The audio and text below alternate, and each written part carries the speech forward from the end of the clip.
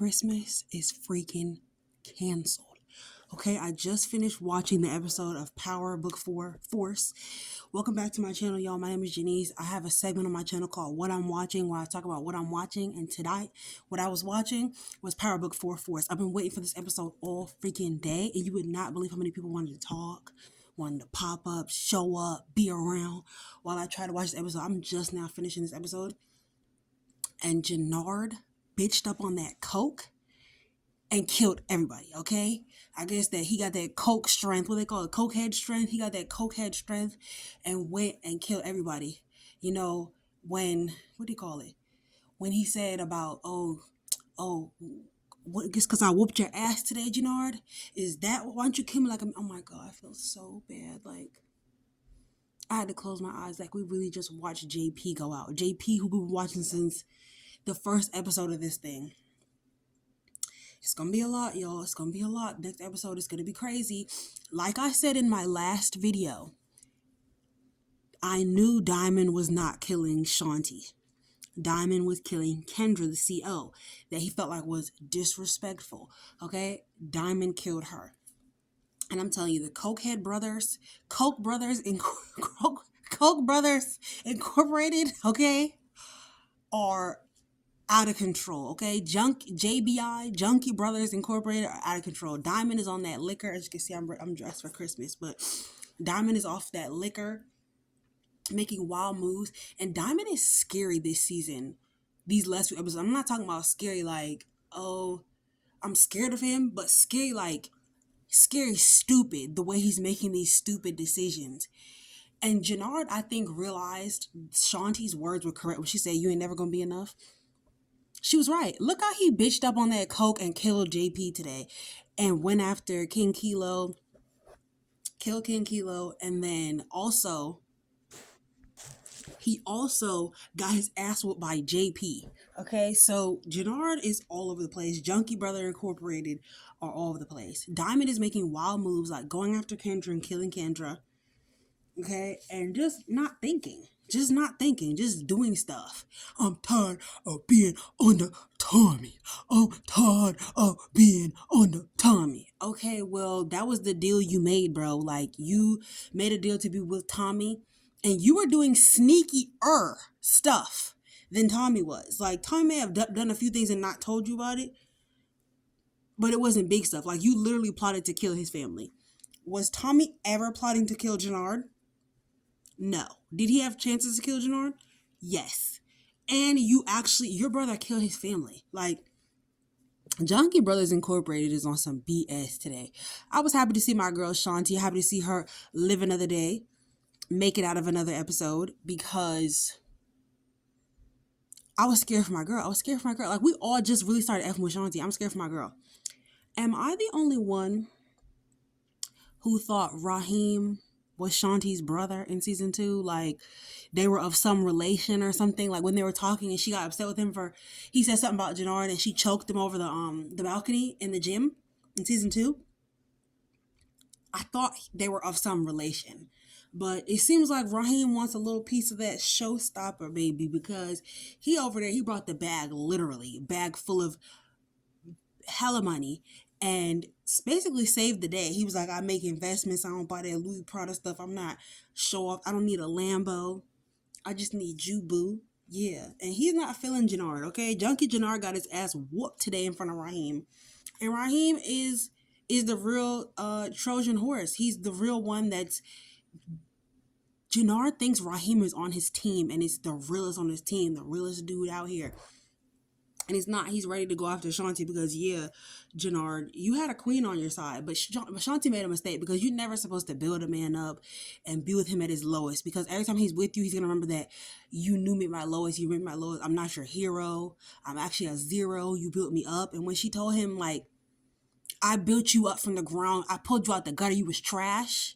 Oh, he felt that in his soul. And Junkie Jenard got back on that crack today, okay? He snorted it right back up and was acting crazy. I don't even know how Diamond didn't see that Jenard was back on that crack. But Jenard was back on that crack, and they decided to make a plan where they were going to tell King Kilo about D-Mac being the one that killed his nephew, and they're gonna go after him. He knows Gennard almost got his behind killed trying to play behind Tommy's back. He almost got his behind killed by King Kilo on the beach, and I wish they did it.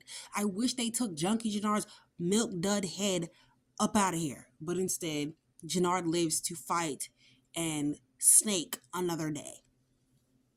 So I'm all over the place because I'm ADD. I'm really sorry, you guys. I'm all over the place. But Junkie Gennard ends up going with King Kilo to JP's house. You know, they have him tied up. They want the information on his son, blah, blah, blah. King Kilo's slow, so he doesn't realize it literally says Darnell Gibbs, because that was D-Mac's original name before his mom changed his name to Darnell McDowell because she didn't want him to have anything to do with JP anymore. So they get into it. He's like, Gennard, why don't you just off me like a man? You just mad I beat you up, blah, blah. Gennard shoots him. JP passes away. Tommy has to hear this over the phone, and Tommy is gutted. Like, you don't even hear it, but you can feel it. Like, you are with Tommy when you see that. Like, Tommy's in pain. Tommy has to hear his brother die on the phone. Like, when Kate said in the preview, make them suffer. Tommy, make them suffer, please. And I'm really sad to see JP go. I think they could have done way more with his storyline, way more with his character. Like, they've had, gay characters in the Power universe before. We got to see more with Drew from Power, although it was too much. His segs scenes were too much. But JP could have, got a boyfriend, or we could have seen him with his ex-wife or ex-girlfriend, which is D-Mac's mom. We could have seen more scenes of him and his father and Kate. So there's more that could have been done with JP's character. They just didn't do it. And now he's out of here, unfortunately. Like I was saying earlier, I knew that Diamond was not going to kill Shanti. At least I was hoping he was. And he ended up killing Kendra, which I'm not happy about, but it's better than him killing Shanti because I love Shanti. She's quickly become one of my favorite characters. So Shanti has thrown in with Tommy, and that was a surprise to the Junkie brothers. Diamond went to go confront her about it because Gennard was like, oh no, Shanti stands on business. She's professional. She would never throw in with that white boy. She still knows how to make business with me even though we broke up. This entire episode, Diamond was reminding Gennard that Shanti is his everything. She's his ride or die. She's his focus. She's his motivation. She's his his neck that keeps his head going in the right direction. Like, Shanti is his everything. And Gennard was feeling it because he's like, damn, I really am nothing without this girl. You're not. You're nothing without her. Just like she said, you said she's too much and your ass will never be enough. Look how you were insufficient on your own today and how everything you were doing, people were like, where's Shanti? Where's Shanti? Why isn't she here to help you? Yeah, because you need her. I can't wait for Junkie Gennard's milk dud ass head to get up out of here, bro. Like, Gennard got me back hating him like I did in the first season. The first season I hated Gennard, but I liked his acting. The second season I was okay with him. Now I'm like, get him. I mean, I like his acting, but get him out of here. What else? Oh, and then we have Mireya. Mireya got confronted today by by another one of the Temu assassins who wanted to have like a long conversation with her before just pew-pewing her. And she was able to get the drop on him. He was like, give me your keys, give me your keys. I knew she wasn't going to give him her keys because we saw in the preview that she was driving away. Child, she pulled out the blick, and I really wish that she aimed for the head. But at least she hit him. And she ran him over. She ran him over like 5 times. She had enough. She's tired. And I'm ready for Mireya to go away for her safety because I don't want Tommy to lose another child. We already had to see him lose, what happened with, y'all know what happened with Holly. I went back and watched that. I went back and watched Power, After I watched Force first, but I went back and watched, the original Power, of course. And we saw what happened with Holly. We don't want that to happen with Mireya. So, y'all, today's episode, I'm not gonna lie, today's episode was slow. It was a slow build-up. It was very much a slow build-up. I was starting to wonder, like, when are those moments from the preview going to happen? It was a slow moment. It was a slow build up. So Bobby DeFranco he knows about Stacy. He found the phone under the car, and he's ready for revenge. They alerted Vic Flynn, who's trying to get Ray out of town. And Ray needs to leave before she ends up a pack, okay? Before we're smoking on that Ray pack, okay? JP's the only one that passed away that I will not refer to that way, but we'll be smoking on it. We could be smoking on that Ray pack very soon. They took Vic up out of there. They arrested Vic for having those 2 guns on Tommy. Vic confronted Tommy and was like, "I should take you out, blah blah blah. I'm the only one of my family left, but Vic, you killed your father, and your sister tried to kill you. So he's the only one in his family left, and blah blah blah." He tries to confront Tommy, but he gets rolled up on by Bobby DeFranco and them, and Bobby is trusting the wrong people because he's over here telling John Mock Jr., aka Bill Sang, about what's going on with Stacy and how she was caught up in some mess and blah blah blah. And he's taking all this information back to the Marquez cartel. And the hitter, the other Asian lawyer hitter dude, definitely came to Sang today to kill him, but Sang was able to persuade them that he was still useful. He's going to be the AUSA now. He's going to be the one that can help them get Ortega out of jail. He has dirt on Stacy, like blah, blah. He's going to basically make sure everything's good.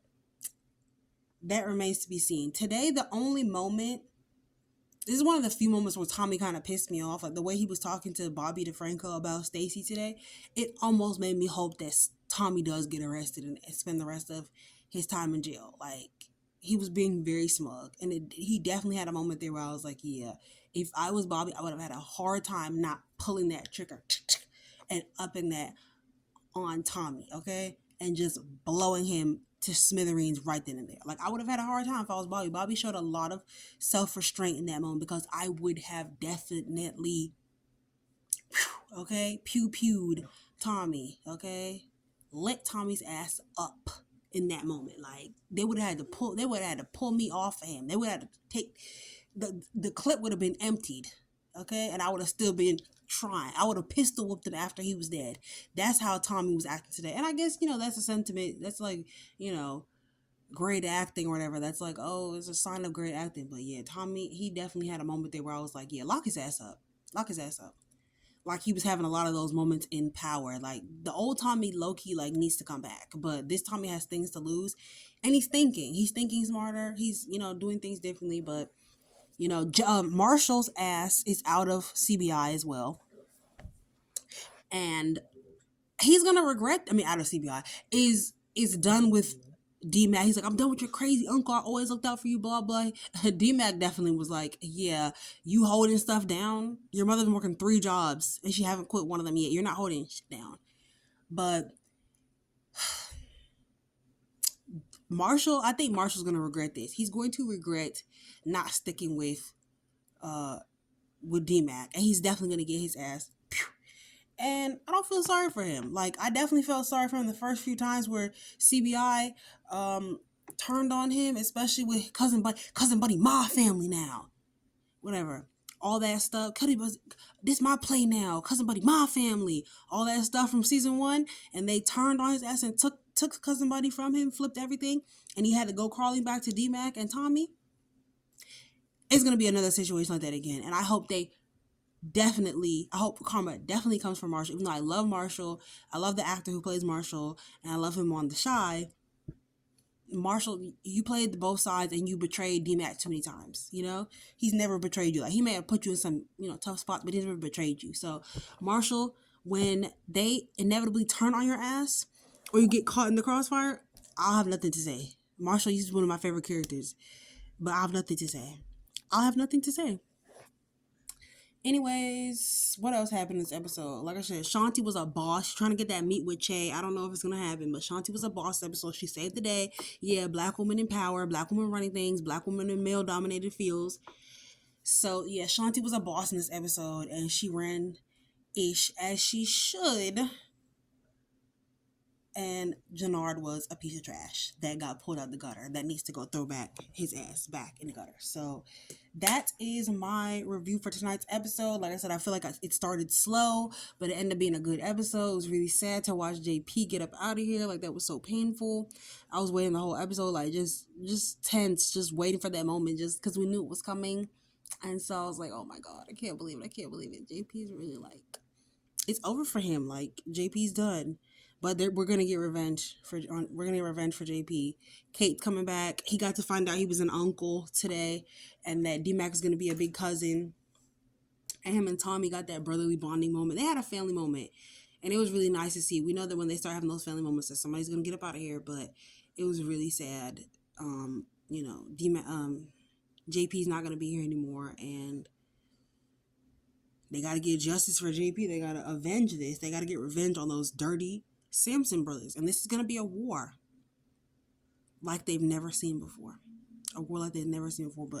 But they're ready. And they're going to call Tariq. Hopefully we see them call Tariq by the end of next episode. Because there's 2 episodes left, you guys. And I don't know if there's going to be a break. There might be a break between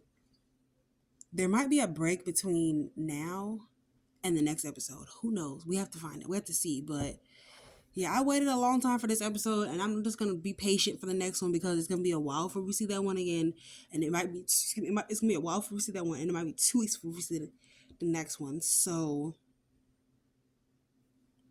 we just gotta be patient, y'all, and continue to come up with our fan theories. But I'm gonna get up out of here, and I'm joking.